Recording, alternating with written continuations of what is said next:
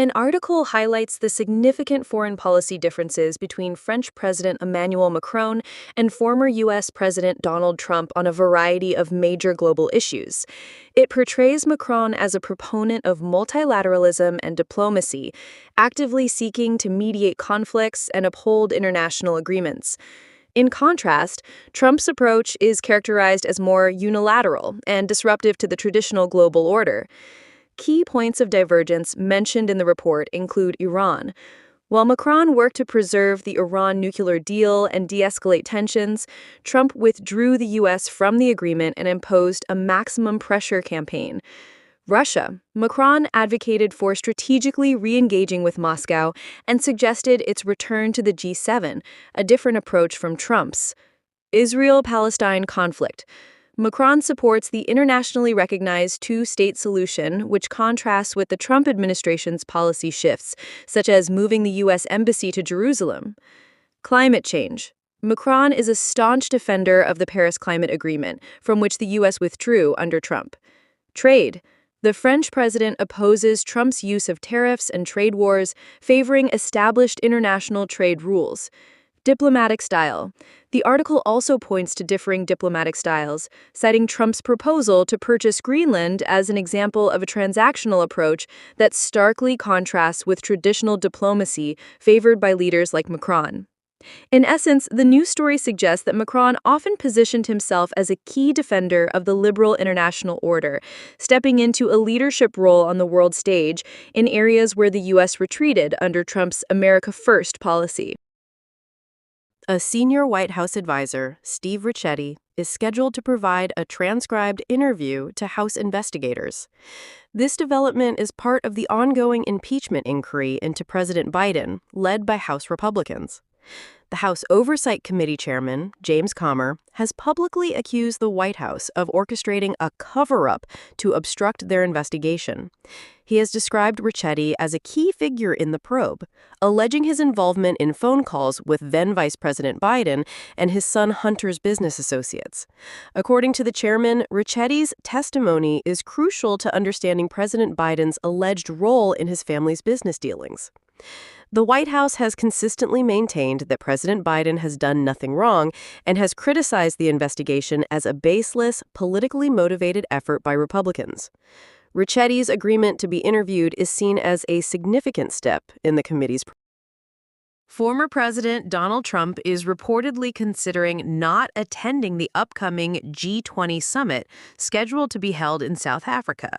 The primary reason for this consideration is the potential presence of Russian President Vladimir Putin. An arrest warrant has been issued for Putin by the International Criminal Court, ICC, for alleged war crimes. As a member of the ICC, South Africa would be under an obligation to arrest him if he attends the summit in person, creating a significant diplomatic dilemma. Sources familiar with the former president's thinking indicate that he wishes to avoid the political complications and negative optics of appearing at the same event as the Russian leader under these circumstances. The report also notes that this development follows a recent, widely publicized Oval Office meeting between President Biden and South African President Cyril Ramaphosa, which highlighted some diplomatic tensions. The situation has put South Africa in a difficult position as the host nation, and it is reportedly exploring options to navigate the issue. Emil Bove, a controversial nominee from the Trump administration, has been confirmed by the Senate to a lifetime appointment as a federal judge for the Southern District of New York. The confirmation followed a contentious process marked by significant opposition from Democrats, who staged a dramatic walkout from his Judiciary Committee hearing in protest. The opposition was centered on serious allegations of prosecutorial misconduct leveled against Bove by whistleblowers during his time at the Department of Justice. The complaints accused him of suppressing evidence favorable to the defense in a high-profile case involving an Iranian-Turkish gold trader. Despite the fierce opposition, supporters praised Bove's extensive experience as a federal prosecutor and his well-qualified rating from the American Bar Association. They characterized the Democrats' actions as a politically motivated attempt to derail a qualified judicial nominee.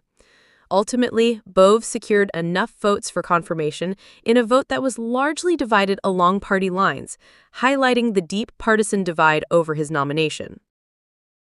A report details a judicial misconduct complaint filed against Judge James E. Jeb Boasberg, the presiding judge of the Foreign Intelligence Surveillance Court, FISC. The complaint alleges that Judge Boasberg has exhibited bias against former President Donald Trump and should have recused himself from cases involving the surveillance of Trump's 2016 presidential campaign. A central focus of the complaint is his handling of the Foreign Intelligence Surveillance Act, or FISA, warrants targeting former Trump campaign aide Carter Page. The filing argues that the judge's actions, especially following a Department of Justice Inspector General report that uncovered serious errors and omissions in the FISA applications, show a lack of impartiality. Judge Boasberg, an appointee of former President Obama, has been a key figure in overseeing highly sensitive national security surveillance matters.